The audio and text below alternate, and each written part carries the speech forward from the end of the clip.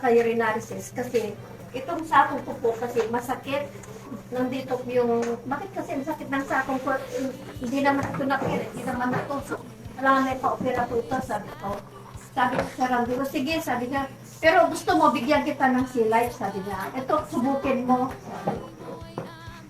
Sabi ko naman, sige sir, bigyan niya ako. 7 muna sarap kasi wala akong pera, sabi ko. Sige, binigyan niya ako ng 7 ngayon.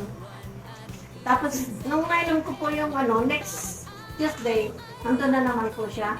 Sir, ganda nung gamot na binigay mo. Alam mo sir, di na ako gumamit ng Losartan kasi ang maintenance ko talaga, Losartan.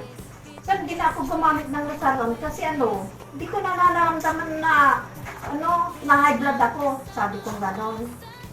Pahingi pa ng 7, sabi ko. Di pa 7 ulit.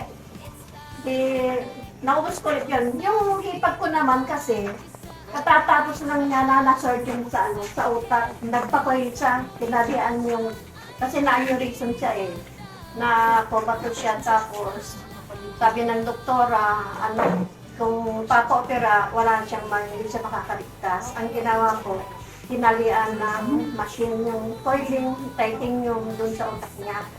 Di mahina po, kalalabas niya sa hospital, 2 weeks yon, 2 weeks. Tapos sabi ko, nawa ako doon sa hipag ko, sabi ko, subukin mo itong C-Life, sabi ko sa kanya. Siya first na, natulungan ng C-Life doon sa baryo po namin. Binigyan ko po siya ng 14 kasi siya midwife. Hindi ba siya basta naniniwala dito sa mga ganito kasi doktor nga siya, kasama lagi niya sa hospital siya.